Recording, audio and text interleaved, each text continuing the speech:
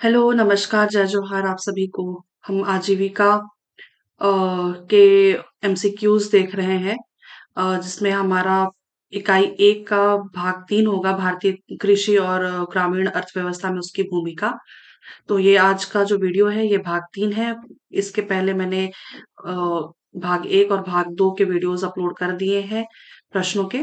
तो वो अगर आपने नहीं देखा है तो मैं लिंक डिस्क्रिप्शन बॉक्स में दे दूंगी, आप वो वहां से जाकर के देख लीजिएगा। और ठीक है, तो चलिए शुरुआत करते हैं पहले प्रश्न से। और थोड़ा सा एडजस्ट कीजिएगा, थोड़ा सा बैकग्राउंड से आवाज आ सकती है क्योंकि मेरे घर पे थोड़ा सा काम चल रहा है। ठीक है, तो चलिए शुरुआत करते हैं पहले प्रश्न से। श्वेत क्रांति संबंधित है, तो श्वेत क्रांति किससे संबंधित है? सभी को मालूम है, श्वेत क्रांति दूध उत्पादन से संबंधित है। अगला प्रश्न है, व्याख्या दिया हुआ है। भारत में 1970 में श्वेत क्रांति की शुरुआत हुई। दुनिया के सबसे बड़े डेयरी विकास कार्यक्रम का नेतृत्व डॉक्टर वर्गीस कुरियन, यहाँ पे कुरियर नहीं है, वर्गीस कुरियन ने किया। इस क्रांति को ऑपरेशन फ्लड के नाम से भी जाना जाता है। श्वेत क्रांति की शुरुआत आनंद जिला, गुजरात से हुआ था। देखिए, ये सारे जो वीडियोस है ना एमसीक्यूज के, मैंने थ्योरी भी इसकी करा रखी है, तो वो भी आप चाहें तो देख सकते हैं। ठीक है, तो श्वेत क्रांति की शुरुआत कहाँ से हुई थी? तो श्वेत क्रांति की शुरुआत आनंद जिले से हुई थी, गुजरात। अगला है, श्वेत क्रांति का प्रारंभ कब हुआ था? तो श्वेत क्रांति का प्रारंभ हुआ था 1970 के दशक में। ठीक, अगला देखते हैं। श्वेत क्रांति कार्यक्रम के नेतृत्वकर्ता कौन है? डॉक्टर वर्गीस कुरियन। अगला प्रश्न, व्याख्या दिया हुआ है। भारत में श्वेत क्रांति के नेतृत्वकर्ता डॉक्टर वर्गीस कुरियन थे। डॉक्टर वर्गीस कुरियन को भारत में श्वेत क्रांति का जनक कहा जाता है। ठीक है, अगला देखते हैं। श्वेत क्रांति का उद्देश्य क्या था? श्वेत क्रांति का उद्देश्य दुग्ध उत्पादन में क्रांतिकारी वृद्धि करना। ऑप्शन नंबर ए, दुग्ध उत्पादन में क्रांतिकारी वृद्धि करना। अगला प्रश्न है, राष्ट्रीय दुग्ध दिवस कब मनाया जाता है? तो राष्ट्रीय दुग्ध दिवस मनाया जाता है 26 नवंबर को मनाया जाता है। ठीक है, 26 नवंबर। अगला देखते हैं। डॉक्टर वर्गीस कुरियन, जिन्हें भारत में श्वेत क्रांति का जनक कहा जाता है, उनका जन्मदिन 26 नवंबर को मनाया जाता है। और 26 नवंबर को संविधान दिवस भी हम मनाते हैं, याद रखिएगा। और संविधान दिवस के दिन ही अ, हमारे छत्तीसगढ़ में सीजीपीएससी का नोटिफिकेशन आता है। ठीक, चलिए अगला देखते हैं। 1965 में राष्ट्रीय डेयरी डेवलपमेंट बोर्ड का गठन किया गया। तो ये कब किया गया? 1965 में राष्ट्रीय डेयरी डेवलपमेंट बोर्ड का गठन किया गया। अ, इसका क्या उत्तर हो जाएगा? अच्छा, ओके ओके, मैं कंफ्यूज हो रही थी। 1965 में राष्ट्रीय डेयरी डेवलपमेंट बोर्ड का गठन किया गया, किसके द्वारा? डॉक्टर वर्गीस कुरियन के द्वारा। ठीक है, चलिए अगला प्रश्न देखते हैं। श्वेत क्रांति का अन्य नाम क्या है? Operation flood. अभी व्याख्या में भी देखा हमने। अगला प्रश्न है, श्वेत क्रांति के कुल कितने चरण हैं? श्वेत क्रांति के कुल 3 चरण हैं। ठीक है, श्वेत क्रांति के 3 चरण हैं, हमने इसको थ्योरी में भी पढ़ा है। अगला देखते हैं, श्वेत क्रांति का प्रथम चरण कब से कब तक चला था? तो पहला जो चरण था वो 1970-80 के दशक में हुआ था। ठीक है, 1970-80। श्वेत क्रांति का पहला चरण 1970-80 तक चला। इस चरण को ऑपरेशन फ्लड के नाम से जाना जाता है। अगला है, श्वेत क्रांति द्वितीय चरण कब से कब तक चला था? तो द्वितीय चरण चला था 80 से 85। पहला पहला चला था 1970-80, दूसरा चला था 1900 1980-85 और तीसरा जो चला था ये 1985-95। ठीक, चलिए ये याद रखिएगा। अगला हम देखेंगे, है ना। द्वितीय चरण जो चला था ये 1980-85 के दशक में चला था। अगला है, श्वेत क्रांति के द्वितीय चरण में कितने राज्यों को शामिल किया गया था? इसमें याद रखिएगा 13 राज्यों को शामिल किया गया था। अगला, श्वेत क्रांति के दूसरे चरण में कर्नाटक, राजस्थान और मध्य प्रदेश को शामिल किया गया। श्वेत क्रांति को ऑपरेशन फ्लड के नाम से जाना जाता है। तो श्वेत क्रांति में दूसरे चरण में 13 राज्य शामिल तो थे, है ना, बट मेन मेन जो थे उसमें से जहां पे ज्यादा काम किया गया था वो क्षेत्र थे, वो राज्य थे कर्नाटक, राजस्थान और मध्य प्रदेश। अगला देखते हैं, श्वेत क्रांति तृतीय चरण कब से कब तक चला था? तो अभी मैंने बताया 1985 से 95। राष्ट्रीय डिजिटल पशुधन मिशन का प्रारंभ कब किया गया? तो इसका उत्तर हो जाएगा 7 अक्टूबर 2021। राष्ट्रीय डिजिटल पशुधन मिशन का प्रारंभ कब किया गया? 7 अक्टूबर 2021। राष्ट्रीय पशुधन मिशन की शुरुआत वित्तीय वर्ष 2014-15 में हुई थी। क्षेत्र की जरूरतों को देखते हुए वित्त वर्ष 2021-22 में फिर से प्रारंभ किया गया। ठीक है, अगला देखते हैं, राष्ट्रीय गोकुल मिशन योजना का की शुरुआत कब हुई थी? तो इसका उत्तर याद रखिएगा, राष्ट्रीय गोकुल मिशन योजना की शुरुआत दिसंबर 2014 में हुई थी। अगला प्रश्न है, नेशनल डेयरी रिसर्च इंस्टीट्यूट कहाँ स्थित है? ऑप्शंस हैं यहाँ पे, है ना। ऑप्शंस में उत्तर आपका यहाँ पे हो जाएगा करनाल। प्रश्न क्या था? National dairy research institute. National dairy research institute कहाँ स्थित है? तो उत्तर क्या हो जाएगा? करनाल। ठीक, अगला देखते हैं, नेशनल डेयरी डेवलपमेंट बोर्ड कहाँ स्थित है? नेशनल डेयरी डेवलपमेंट बोर्ड कहाँ स्थित है? उत्तर क्या हो जाएगा? आनंद, गुजरात। आनंद जो है वो गुजरात में है।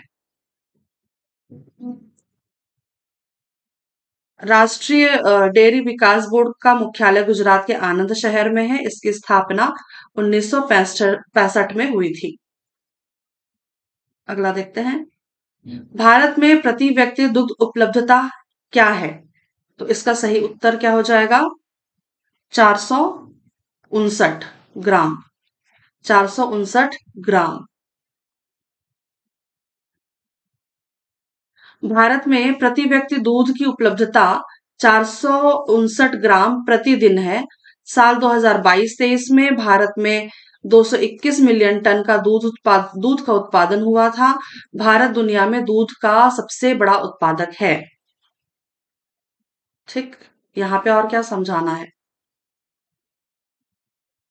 भारत में सर्वाधिक दुग्ध उत्पादन किस राज्य में होता है?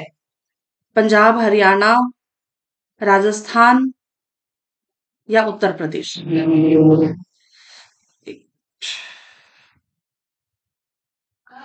चलिए, यहाँ पे हम लोग कहाँ पे थे? इसका उत्तर क्या हो जाएगा? पंजाब। ठीक है, भारत में सर्वाधिक दुग्ध उत्पादन किस राज्य में होता है? इसका उत्तर हो जाएगा पंजाब। ठीक, चलिए अगला प्रश्न करते हैं। अगला प्रश्न है, भारत में न्यूनतम दुग्ध उत्पादन कहाँ होता है? तो सबसे ज्यादा पंजाब में होता है और सबसे कम होता है दादर नागर हवेली में। सबसे कम दादर नागर हवेली। अगला, नीली क्रांति का संबंध है, नीली क्रांति का संबंध किससे है? मत्स्य उत्पादन। नीली क्रांति के जनक कौन है? नीली क्रांति के जनक हैं हीरालाल चौधरी। नीली क्रांति की शुरुआत कौन सी पंचवर्षीय योजना में हुई थी? तो नीली क्रांति की जो शुरुआत हुई थी ये हुई थी, ऑप्शंस यहाँ पे हैं, 5वीं, छठवीं, सातवीं या आठवीं? तो इसका सही उत्तर हो जाएगा सातवीं। नीली क्रांति की शुरुआत कौन सी पंचवर्षीय योजना में हुई थी? तो उत्तर हो जाएगा सातवीं पंचवर्षीय योजना। सातवीं पंचवर्षीय योजना कब आई थी? 1985 90 से 85 से 90 में।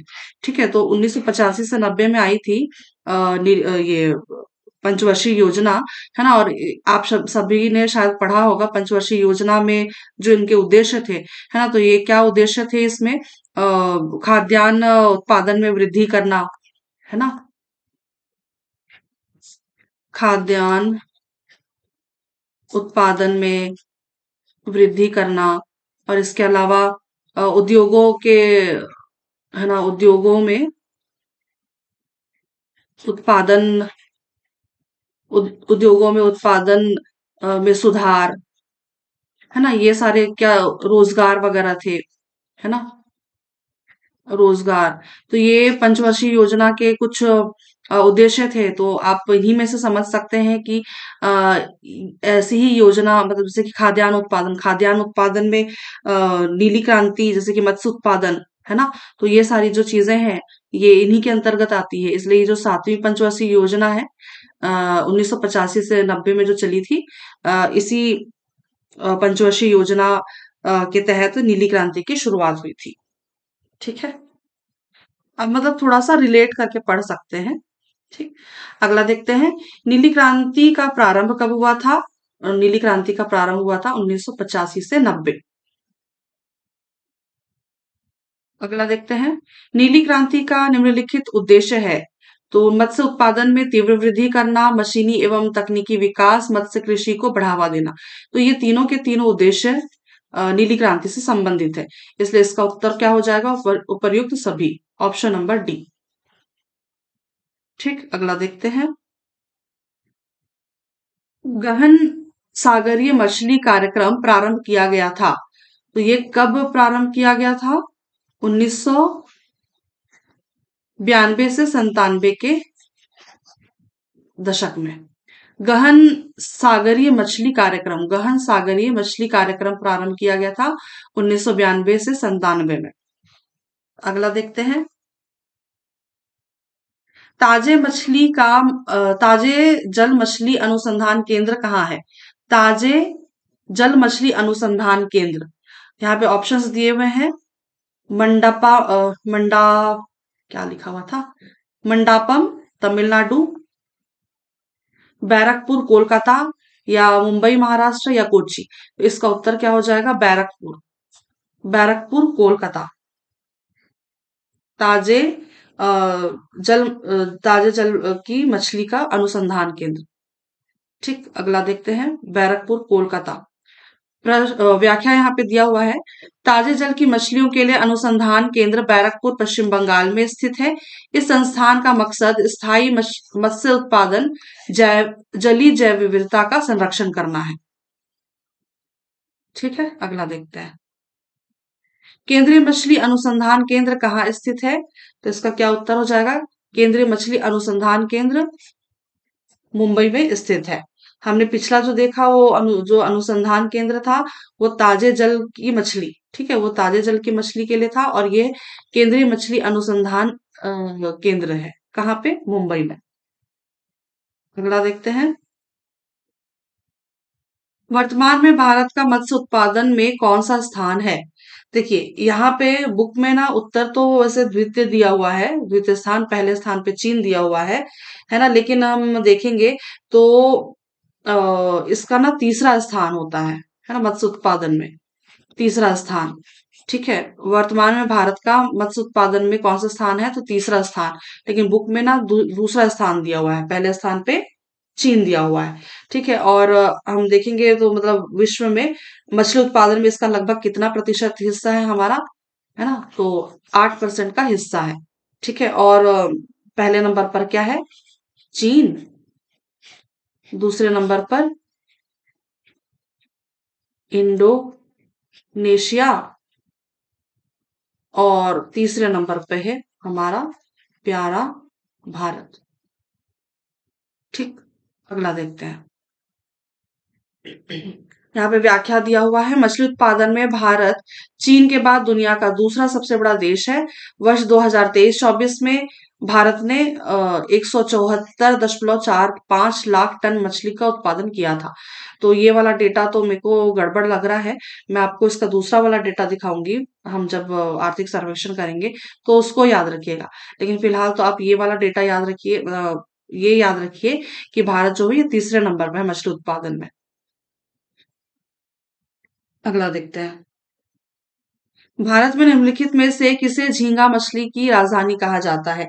तो झींगा मछली का उत्पादन सबसे ज्यादा और राजधानी जिसको कहा जाता है, ये नेल्लौर है। ठीक है, नेल्लौर। अगला देखते हैं। राष्ट्रीय मत्स्य नीति का प्रारंभ कब हुआ था? राष्ट्रीय मत्स्य नीति का प्रारंभ हुआ था 2020 में। अगला प्रश्न देखते हैं। प्रधानमंत्री मत्स्य संपदा योजना की शुरुआत कब हुई थी? तो मत्स्य संपदा योजना की जो शुरुआत हुई थी ये हुई थी 10 सितंबर 2020 में। अगला प्रश्न देखते हैं।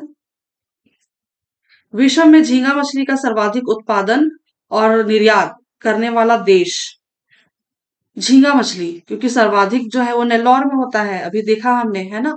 तो झींगा मछली का सर्वाधिक उत्पादन और निर्यात करने वाला जो देश है वो हमारा प्यारा भारत है।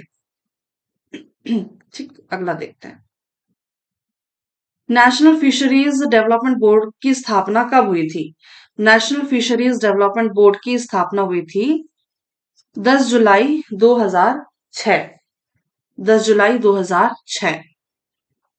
अगला देखते हैं। नेशनल फिशरीज डेवलपमेंट बोर्ड का की स्थापना कहाँ हुई, किया गया था? मतलब डेवलपमेंट बोर्ड का स्थापना कहाँ? एक तो यहाँ की इसकी हिंदी बड़ी गड़बड़ लग रही है। नेशनल फिशरीज डेवलपमेंट बोर्ड की स्थापना कहाँ की गई थी? ठीक है, तो इसका सही उत्तर क्या हो जाएगा? हैदराबाद। ऐसे ही में ना फिर हिंदी में बड़ी दिक्कत होती है, हिंदी खराब हो जाती है, ऐसे लिखते हैं ये लोग। अगला देखते हैं। नेशनल फिशरीज डेवलपमेंट बोर्ड की स्थापना हैदराबाद में हुई थी। यह भारत सरकार के पशुपालन और डेयरी मंत्रालय के मत्स्य पालन विभाग के नियंत्रण में काम करता है।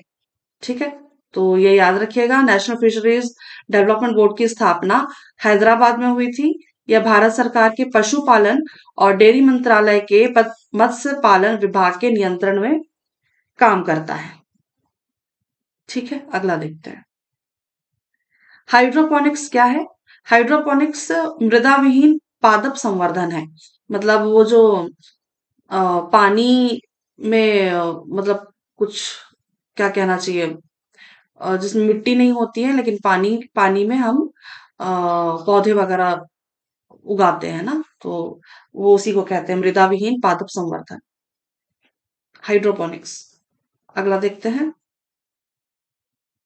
पेडोलॉजी निम्न वैज्ञानिक अध्ययन से संबंधित है। तो पेडोलॉजी जो है ये मिट्टी से संबंधित है। ठीक है, याद रखिएगा, पेडोलॉजी जो है मिट्टी से संबंधित है। मतलब वैज्ञानिक अध्ययन जो होती है वो मिट्टी की होती है, पेडोलॉजी।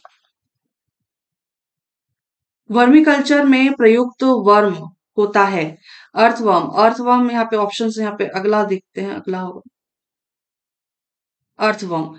अर्थवर्म मतलब केचुआ। केचुआ खाद कहते हैं ना जिसको, वर्मी कंपोस्ट जो कहते हैं ना, केचुए के खाद से जो केचुए से जो बनता है वो खाद को क्या कहते हैं? केचुआ खाद, यानी कि वर्मी कंपोस्ट। ये लिखा हुआ है वर्मी कल्चर। ठीक है, अर्थवर्म, केचुआ। ठीक है, अगला देखते हैं। वर्मी कल्चर का संबंध है केचुआ पालन से। इसका सही उत्तर हो जाएगा केचुआ पालन। अगला है, विटिकल्चर के द्वारा निम्नलिखित में से कौन उत्पादित होता है? तो विटिकल्चर जो है ये अंगूर से संबंधित है। ठीक है, विटिकल्चर जो है ये अंगूर से संबंधित है। सब्जी के लिए काम आने वाले पौधों के अध्ययन को क्या कहते हैं? इसको कहते हैं ओलेरी कल्चर। ठीक है, जो सब्जी से संबंधित है, सब्जी के लिए काम आने वाले पौधों का जो अध्ययन किया जाता है उसको कहते हैं ओलेरी कल्चर। सब्जी के लिए काम आने वाले पौधे के अध्ययन को ऑलरिकल्चर कहते हैं। ऑलरिकल्चर बागवानी की एक शाखा है जिसमें सब्जियों के उत्पादन, भंडारण, प्रोसेसिंग और विपणन से जुड़े कार्य किए जाते हैं। ठीक है, अगला देखते हैं। निम्नलिखित में से कौन सा सुमेलित नहीं है? तो पहला ऑप्शन यहाँ पे दिया हुआ है, फलों की खेती, फ्लोरिकल्चर, ये तो सही है। ठीक है, फ्लोरिकल्चर कहते हैं फलों की खेती को। फसलों की खेती को एग्रोनॉमी, ये भी सही है। सब्जियों की खेती को हॉर्टिकल्चर नहीं कहते हैं, हॉर्टिकल्चर कहते हैं उद्यानिकी। उद्यानिकी, इसी को बागवानी, वानिकी या उद्यानिकी, है ना, वानिकी या उद्यानिकी। उद्यानिकी वानिकी तो नहीं होना। उद्यानिकी को हॉर्टिकल्चर कहते हैं, है ना। और सब्जियों की खेती अभी हमने देखा ऑलरिकल्चर, है ना, ऑलेरी कल्चर। ठीक है, और फलों की खेती ये है, ये फूलों की खेती है। मैंने क्या पढ़ा यहाँ पे, ये ना फूलों की खेती है। ठीक है, फ्लावर। ठीक है, फूलों की खेती फ्लोरी कल्चर है। और ये फलों की खेती पोमोलॉजी, ये भी सही है। ठीक है, तो ये वाला गलत हो जाएगा आपका। ऑप्शन नंबर सी इसका सही उत्तर है। हमें क्या सुमेलित नहीं है पूछा गया था ना। तो सब्जियों की खेती जो है वो उसको कहते हैं ऑलरिकल्चर, और हॉर्टिकल्चर उद्यानिकी। ठीक है, अगला देखते हैं। रेशम कीट के पालन को क्या कहते हैं? इसको हम कहते हैं सेरिकल्चर। अगला देखते हैं। कृषि का मशीनीकरण करने में भारत का विश्व में कौन सा स्थान है? तो कृषि का मशीनीकरण करने में भारत का विश्व में तीसरा स्थान है। ठीक। कृषि मशीनीकरण योजना का उद्देश्य क्या है? तो कृषि मशीनीकरण योजना ये छोटे और सीमांत किसानों को आधुनिक उपकरण खरीदने हेतु सब्सिडी प्रदान करना है। छोटे और सीमांत किसानों को आधुनिक उपकरण खरीदने हेतु सब्सिडी प्रदान करना है। ठीक, अगला देखते हैं। कृषि मशीनीकरण योजना का प्रारंभ कब किया गया था? कब किया गया था? ऑप्शंस देखते हैं। 2012-13, 2013-14, 2014-15 या 2015-16। तो इसका उत्तर क्या हो जाएगा? 2014-15। ठीक, अगला देखते हैं। कृषि मशीनीकरण पर उप मिशन की शुरुआत साल 2014-15 में हुई। इसका मकसद कृषि के क्षेत्र में मशीनीकरण को बढ़ावा देना है। ठीक है, अगला देखते हैं। कृषक जीवन ज्योति योजना का प्रारंभ कब किया गया था?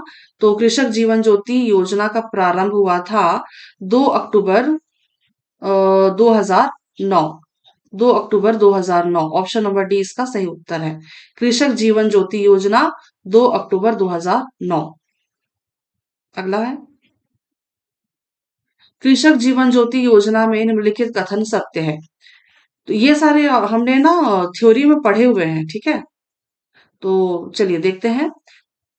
3 हॉर्स पावर कृषि पंप में 6,000 यूनिट बिजली बिजली बिल की छूट, है ना। और 5 हॉर्स पावर कृषि पंप में 7,500 यूनिट बिजली बिल की छूट। और कृषकों को 3 हॉर्स पावर एवं 5 हॉर्स पावर पंप के लिए वित्तीय सहायता प्रदान करना। तो ये तीनों के तीनों ना कथन सत्य हैं। ठीक है, तो ऑप्शन नंबर डी इसका सही उत्तर हो जाएगा। अगला देखते हैं। प्रधानमंत्री कृषि सिंचाई योजना की शुरुआत कब हुई थी? 2012-13 में, 13-14 में, 14-15 में या फिर 15-16 में? तो इसका सही उत्तर क्या हो जाएगा? 2015-16 में। प्रधानमंत्री कृषि सिंचाई योजना की शुरुआत कब हुई थी? 2015-16 में। अगला देखते हैं। यहाँ पे व्याख्या दिया हुआ है, देख लेते हैं एक बार। प्रधानमंत्री कृषि सिंचाई योजना की शुरुआत 2015-16 में हुई थी। यह योजना कृषि उत्पादकता को बढ़ाने और देश के संसाधनों को बेहतर इस्तेमाल सुनिश्चित करने के लिए शुरू की गई थी। इस योजना का आदर्श वाक्य था, क्या है? हर खेत को पानी। हर खेत को पानी। अगला देखते हैं। प्रधानमंत्री कृषि सिंचाई योजना में छत्तीसगढ़ के निम्नलिखित परियोजनाओं को शामिल किया गया है। तो आप सभी शायद सभी को मालूम होगा, है ना? शायद। तो इसका ये केलो वृहद सिंचाई परियोजना भी शामिल है, खारंग वृहद सिंचाई परियोजना भी शामिल है, मनियारी वृहद सिंचाई परियोजना भी शामिल है। तो ये तीनों के तीनों है, इसलिए उपर्युक्त सभी इसका सही उत्तर हो जाएगा। अगला देखते हैं। सूक्ष्म सिंचाई योजना की शुरुआत कब हुई थी? तो सूक्ष्म सिंचाई योजना की शुरुआत हुई थी 2006 में। और व्याख्या है, सूक्ष्म सिंचाई योजना की शुरुआत जनवरी 2006 में हुई थी। इसे सहकारिता विभाग, कृषि मंत्रालय, केंद्र की प्रायोजित योजना है। अ? यह सहकारिता विभाग, कृषि मंत्रालय, केंद्र की प्रायोजित योजना है। ठीक है, मतलब स्पॉन्सर्ड है। ठीक, अगला देखते हैं। ग्रामोत्थान योजना की शुरुआत कब हुई? ये स्टार्ट हुआ था 2006-7 में। ठीक है, वो जैसे कि अम्ब्रेला योजना के जैसे है ये ग्रामोत्थान योजना। ठीक है, तो ये स्टार्ट हुआ था लगभग लगभग 2006-7 में। ठीक है। ग्रामोत्थान योजना का उद्देश्य क्या था? तो ग्रामोत्थान योजना में कई सारे जो क्या कहना चाहिए, योजना एक साथ मिल करके ये योजना बनी है ना? तो ये पशुओं के नस्ल में सुधार करना ये भी उद्देश्य है। देशी नस्ल के पशुओं को बढ़ावा देना ये भी उद्देश्य है। पशुपालक कृषकों की आमदनी में वृद्धि करना ये भी सही है। तो इसलिए इसका उत्तर क्या हो जाएगा? ऑप्शन नंबर डी, उपर्युक्त सभी। ठीक, अगला देखते हैं। शाकंभरी योजना का प्रारंभ कब हुआ था?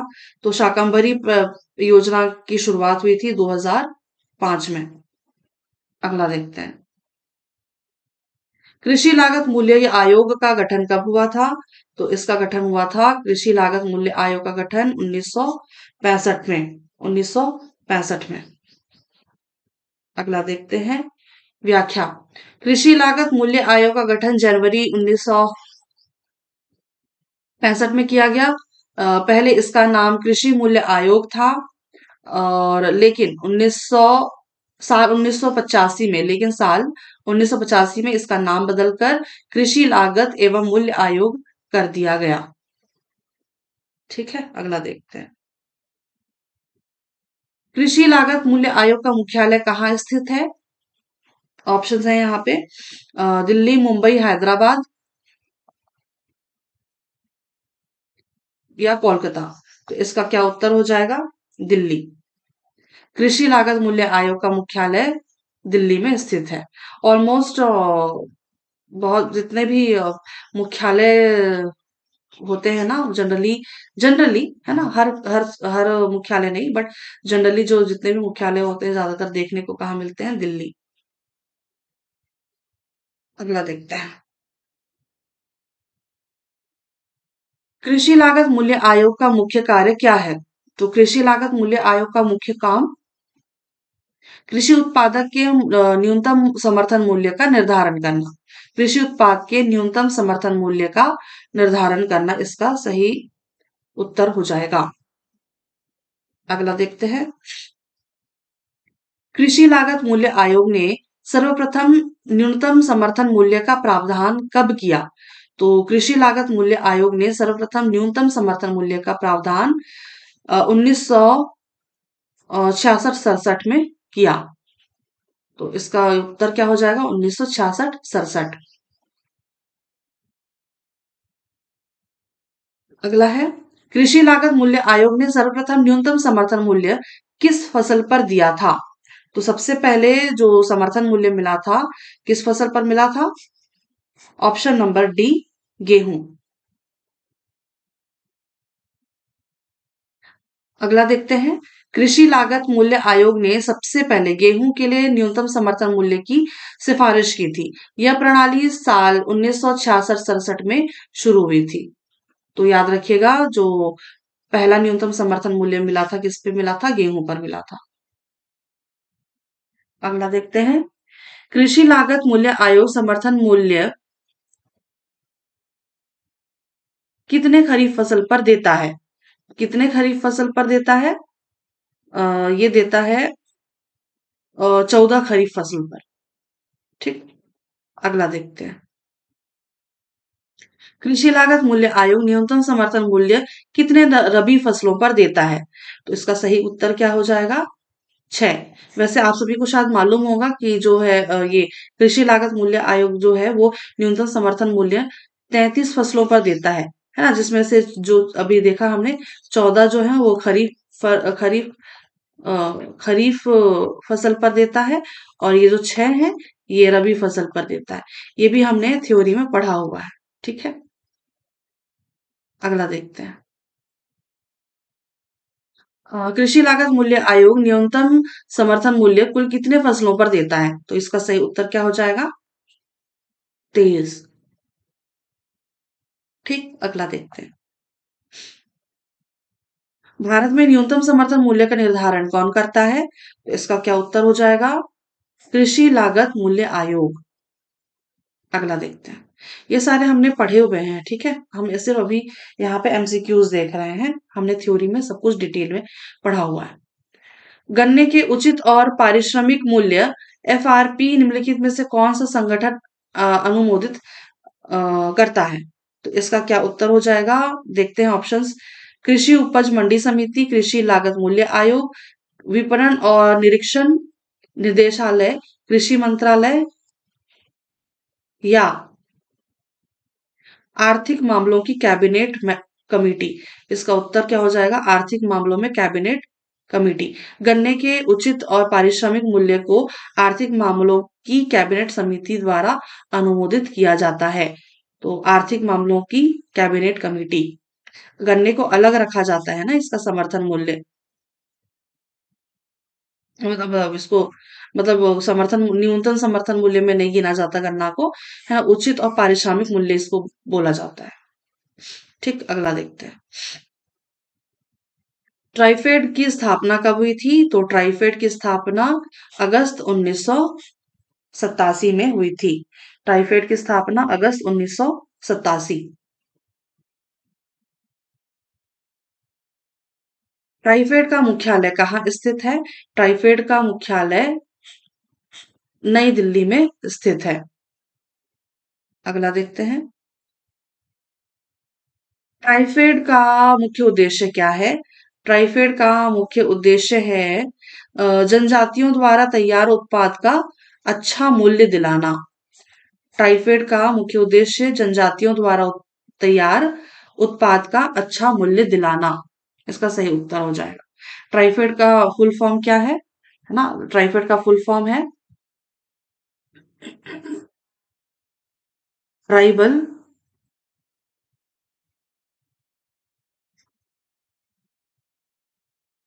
Cooperative tribal cooperative marketing development federation of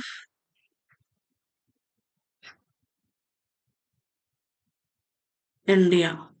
इसको हिंदी में क्या कहते हैं? जनजातीय सहकारी विपणन विकास महासंघ भारत लिमिटेड। ठीक। इसका पूरा नाम है ट्राइफेड का tribal cooperative marketing development federation of India, और हिंदी में जनजातीय सहकारी विपणन विकास महासंघ भारत लिमिटेड।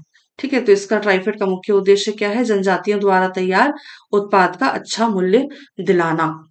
ठीक। चलिए अगला प्रश्न करते हैं। अगला है, नाफेड का गठन कब हुआ था? तो नाफेड का जो गठन हुआ था ये 2 अक्टूबर 1958 में हुआ था। नाफेड 2 अक्टूबर 1958। ठीक। अगला देखते हैं। भारतीय राष्ट्रीय कृषि सहकारी विपणन संघ लिमिटेड यानी कि नाफेड की स्थापना 2 अक्टूबर 1958 को गांधी जयंती के दिन हुई थी। नाफेड भारत सरकार के कृषि मंत्रालय के तहत आने वाला एक शीर्ष संगठन है। ठीक। नाफेड का मुख्यालय कहाँ स्थित है? नाफेड का भी मुख्यालय जो है ये नई दिल्ली में स्थित है। अगला देखते हैं। राष्ट्रीय सहकारी विकास एवं भंडारण बोर्ड का गठन कब किया गया था? तो इसका गठन हुआ था 1956 में। राष्ट्रीय सहकारी विकास एवं भंडारण बोर्ड का गठन किया गया था 1956 में। अगला देखते हैं। केंद्रीय भंडारण निगम की स्थापना कब किया गया था? तो केंद्रीय भंडारण निगम की स्थापना हुई थी कब? 1957 में। ठीक है। राष्ट्रीय सहकारी विकास एवं भंडारण बोर्ड की स्थापना हुई थी 1956 में, और केंद्रीय भंडारण निगम की स्थापना हुई थी 1957 में। जो पिछला प्रश्न किया था हमने, एक बार फिर से देख लीजिए। राष्ट्रीय कृषि विकास एवं भंडारण बोर्ड की स्थापना हुई थी 1956 में, और केंद्रीय भंडारण निगम की स्थापना हुई थी 1957 में। ठीक, अगला देखते हैं। अगला है, व्याख्या दिया हुआ है। केंद्रीय भंडारण निगम की स्थापना साल 1957 में हुई थी। यह भारत सरकार द्वारा कृषि क्षेत्रों को सहायता के लिए बनाया गया था। ठीक है, तो ये व्याख्या हो गया। चलिए अगला प्रश्न करते हैं। भारत में सीमांत जोत अ, कुल भारत में सीमांत जोत कुल जोत का कितने प्रतिशत है? वैसे यहाँ पे ऑप्शंस और नहीं भी देखेंगे तो भी आपको पता होना चाहिए कि 64.45% इसका सही उत्तर होगा। सीमांत जोत, भारत में सीमांत जोत कुल जोत का कितने प्रतिशत है? तो याद रखिएगा 64.45%।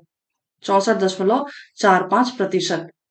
ऑप्शन यहाँ पे और भी दिए हुए हैं, बट सही उत्तर आपका 64.45%।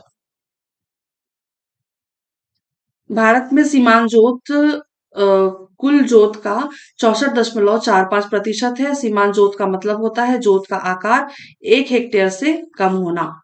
1 हेक्टेयर से कम होना। अगला देखते हैं। भारत में बृहद जोत का क्षेत्रफल कुल जोत का कितने प्रतिशत है? तो इसका सही उत्तर हो जाएगा 0.57%। जो सीमांत जोत का जो परसेंट था कुल जोत का, 64.45%, ये है सीमांत के लिए। और वृहद जोत का क्षेत्रफल कुल जोत का 0.57% है।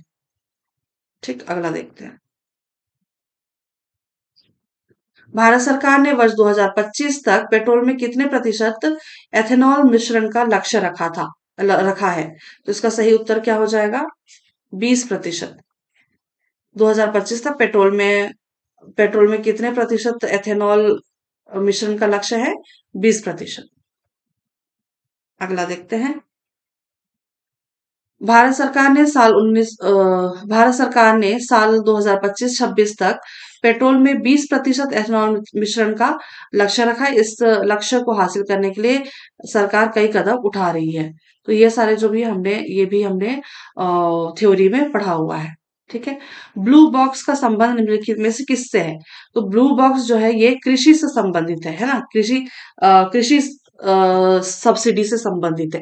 ब्लू बॉक्स क्या होता है दरअसल, है ना? ब्लू ब्लू बॉक्स जो है ये एक तरह की मतलब ये जो है कृषि सब्सिडी तो है ही, और मतलब सरकारी एक तरह की सहायता है ना? जो मतलब इसमें कुछ एक तरह से कह सकते हैं कुछ शर्तें इसमें से जुड़ी हुई है। और इसमें इनका जो मेन उद्देश्य है ना ब्लू बॉक्स का, वो किसानों की आय को बढ़ाना, लेकिन बिना बाजार को नुकसान पहुंचाए। ठीक है, बिना बाजार को नुकसान पहुंचाए, मतलब किसानों की आय में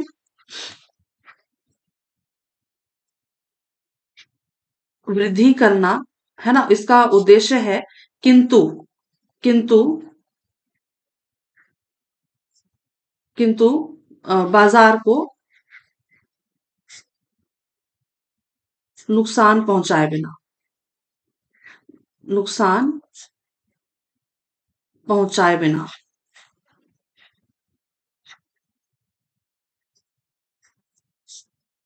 ठीक है। और बिना नुकसान पहुंचाए का क्या मतलब होता है ना? इसमें से जो मतलब कह सकते हैं ना कि किस मतलब अ, मतलब किसानों को एक तरह से सीधी आर्थिक सहायता मिलती है ना? और मतलब ये उत्पादन जो है ना? बहुत ज़्यादा ना करें।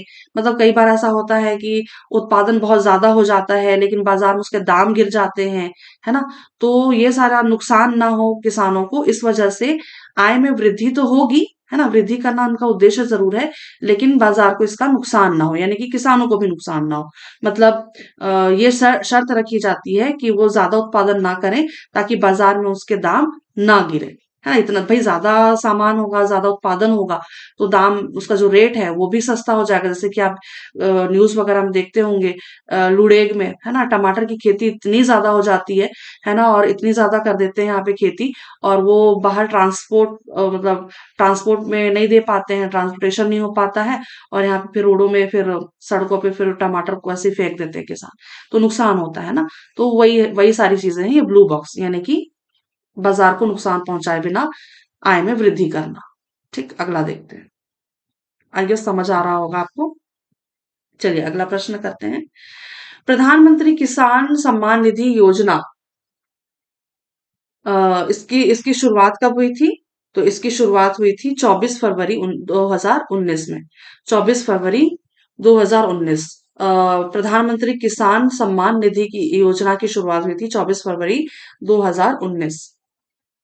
ठीक, अगला देखते हैं। प्रधानमंत्री किसान सम्मान निधि का उद्देश्य क्या था? ये इसका उद्देश्य था छोटे सीमांत भूमि धारकों को आर्थिक सहायता उपलब्ध कराना। ठीक, छोटे और सीमांत भूमि धारकों को आर्थिक सहायता उपलब्ध कराना। अगला प्रश्न करते हैं। प्रधानमंत्री किसान सम्मान निधि योजना के निम्नलिखित विशेषताएं हैं। तो 2 हेक्टेयर तक भूमि वाले छोटे जोत अ, वाले किसानों को इस योजना में शामिल किया जाएगा, ये कथन सही है ना? और 6,000 रुपए प्रति वर्ष की दर से प्रत्यक्ष आय सहायता उपलब्ध कराई जाएगी, ये भी सही है। और प्रत्येक 4 माह में 2,000 रुपए की 3 समान किश्तों में किसानों को हस्तांतरित कर दी जाएगी, तो ये भी सही है। इसलिए इसका सही उत्तर क्या हो जाएगा? ऑप्शन नंबर डी, उपरोक्त सभी। ठीक, अगला देखते हैं। प्रधानमंत्री फसल बीमा योजना खरीफ फसल के लिए कब से लागू किया गया है?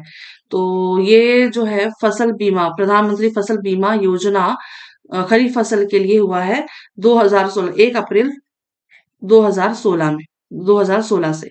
ठीक, 1 अप्रैल 2016 से खरीफ फसल के लिए, ठीक है, याद रखिएगा। अगला है, आर्थिक आधार पर भारतीय कृषि के निम्नलिखित प्रकार हैं। तो ये सारे प्रकार हैं, है ना? पूंजीवादी खेती भी है, निगमित खेती भी हमने पढ़ा हुआ है, सामूहिक खेती भी हमने, सहकारी खेती भी हमने पढ़ा हुआ है। तो आर्थिक आधार पर भारतीय कृषि के चारों प्रकार हैं, है ना? इसलिए उत्तर क्या हो जाएगा? ऑप्शन नंबर डी, 1, 2, 3 और 4। अगला प्रश्न करते हैं। जल प्राप्ति के आधार पर भारतीय कृषि के निम्नलिखित प्रकार है। हमने तर कृषि भी पढ़ा है, सिंचित कृषि भी पढ़ा है, और आर्द्र कृषि भी पढ़ा है। इसलिए इसका सही उत्तर हो जाएगा ऑप्शन नंबर डी, उपरोक्त सभी। ठीक, तो यहाँ पे प्रश्न हमारे सारे समाप्त होते हैं। अगला हम देखेंगे आजीविका का यूनिट 2, है ना? इकाई 2 हम करेंगे। ठीक है, और उम्मीद करती हूँ इससे आपको काफी मदद मिली होगी इन प्रश्नों से। ठीक है, बहुत बेसिक प्रश्न है, लेकिन मैं एक आध बुक और लेकर के आऊंगी जिसमें थोड़े से डिफरेंट टाइप के प्रश्न हो सकते हैं शायद, है ना? बट अभी तक वो बुक मेरे पास तक पहुंची नहीं है, हमारे यहाँ पे आई नहीं है स्टोर में। ठीक है, स्टेशनरी में। तो हम जितना हो सकेगा हम एमसीक्यूज देखेंगे। ठीक है, तो चलिए आज के लिए बस इतना ही। धन्यवाद, शुक्रिया और आभार।